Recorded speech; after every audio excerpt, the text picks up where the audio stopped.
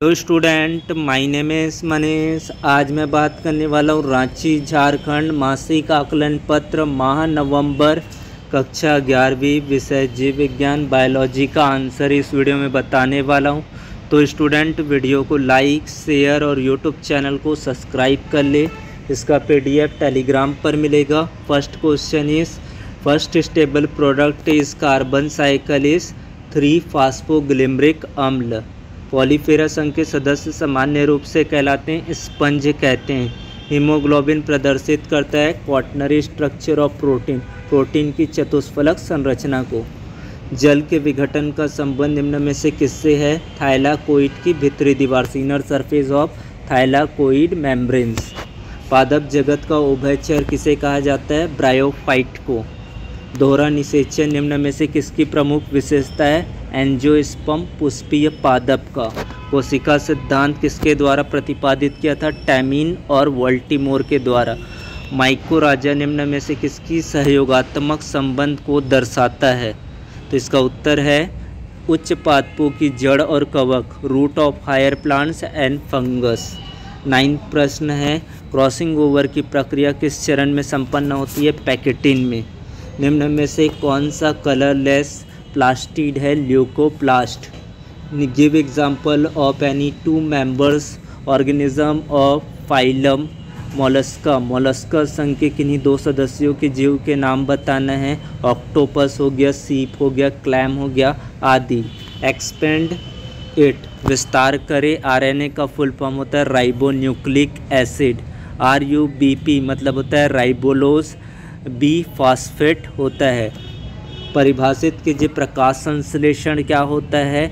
तो प्रकाश संश्लेषण वह प्रक्रिया जिसके द्वारा हरे पौधे सूर्य की प्रकाश की उपस्थिति में जल एवं कार्बन डाइऑक्साइड के संयोग से कार्बोहाइड्रेट का निर्माण करते हैं। इस प्रक्रिया में उत्पाद के रूप में ऑक्सीजन निर्मित होता है। DNA क्या होता है उसके बारे में बताना है। तो DNA जीवित कोशिकाओं के गुणसूत्रों में पाए जाने वाले तंतुनुमा अणु को डीऑक्सीराइबोन्यूक्लिक अम्ल या DNA कहते हैं। इनमें आनुवंशिक कूट निम्नबद्ध रहता है। DNA अणु की संरचना घुमावदार सीढ़ी की तरह होती है। DNA का एक अणु 4 अलग अलग वस्तुओं से बना है जिन्हें न्यूक्लियोटाइड कहते हैं। फिर अगला प्रश्न है अपूर्ण प्रभाविता को परिभाषित कीजिए और उनको उदाहरण देना है। तो सबसे पहले अपूर्ण प्रभाविता विप्रसायी लक्षणों के युग्म में से एक लक्षण दूसरे पर अपूर्ण रूप से प्रभावी होता है। यह घटना अपूर्ण प्रभाविता कहलाता है। उदाहरण इसको यहाँ से समझ सकते हैं। उदाहरण यहाँ पर दिया गया है तो यहाँ से आप स्पष्ट रूप से इनको समझ सकते हैं। उसके बाद है इलेक्ट्रॉन सूक्ष्मदर्शी से दिखाया गया हरित लवक की काट का एक आरेख प्रस्तुतिकरण दर्शाना है। तो इस तरह से इसका आपको चित्र बनाना है। उसके बाद है सेंटीमियर की अव्यवस्थिति के आधार पर एक गुणसूत्र को विभिन्न प्रकारों के नाम लिखिए।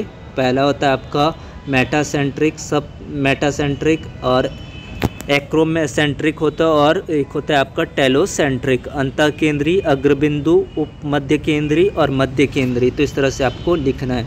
उसके बाद शैवालों का मानव जीवन पर क्या महत्व? वेरी इंपॉर्टेंट प्रश्न है ये, तो इसको भी आपको अच्छे से लिखना है। इसमें भोजन के रूप में होता है, चारे के रूप में होता है, उद्योग में उपयोग होता है इसका। तो इस तरह से आपको ये पॉइंट बना के महत्व लिखना है आपको। उसके बाद कृषि में उपयोग होता है इसका, औषधि के रूप में इसका प्रयोग किया जाता है। तो इस तरह से आप 5 पॉइंट इनका समझा सकते हो। DNA के एक अणु में कौन कौन से बंध होते हैं? DNA डबल हेलिक्स में 2 प्रकार के बंध, सहसंयोजक और हाइड्रोजन होते हैं। सहसंयोजक बंध प्रत्येक रैखिक स्ट्रैंड के भीतर होते हैं और दृढ़ता से बंद बेस सक्रिय और फॉस्फेट समूह दोनों के प्रत्येक घटक के भीतर घटकों के बीच होते हैं। उसके बाद एंजाइम के बारे में बताना और एंजाइम के प्रमुख गुण लिखना है। तो एंजाइम क्या होता है उनके बारे में पहले बताना है, फिर उनके गुण, प्रॉपर्टीज़ ऑफ एंजाइम में सक्रियता, सूक्ष्म मात्रा और क्रिया विशिष्टता के बारे में आप बता सकते हैं। कोलायट की प्रकृति, अनुकूलतम ताप एवं अनुकूलतम pH मान बता सकते हैं। तो इस तरह से आपको 19वां प्रश्न का आंसर इस तरह से आपको लिखना है। एंजाइम और उनके प्रमुख गुणों के बारे में दर्शाना है। तो इस तरह से आपको लिखना है। उसके बाद अगला प्रश्न है लॉ ऑफ लिमिटिंग फैक्टर्स क्या है, प्रकाशिक संश्लेषण की दर को प्रभावित करने वाले कारक बताना है। सबसे पहले आपको लॉ ऑफ लिमिटिंग फैक्टर्स के बारे में बताना है। Blackman theory of limiting factors ने क्या क्या बताए थे उनको आपको अच्छे से एक्सप्लेन करना है और उसको प्रभावित करने वाले कारक है। पहला है आपका लाइट, उसके बाद पर्णहरिम। तो पहले लाइट के बारे में बताएंगे, प्रभावित करने वाले कारक, उसके बाद पर्णहरिम है, पर्णहरिम के बाद आपका परस आ जाएगा, प्रस, उसके बाद भोज्य पदार्थों का जमाव, पत्तियों का आंतरिक संरचना, स्ट्रक्चर ऑफ लीव्स, भोज्य पदार्थों का जमाव, प्ररस, पर्णहरिम, प्रकाश, ये प्रभावित करते प्रकाश संश्लेषण की क्रिया को। कहीं पर अगर कन्फ्यूज़न न हो तो कमेंट्स पर मैसेज करें। Thank you for watching video, subscribe the channel, thank you.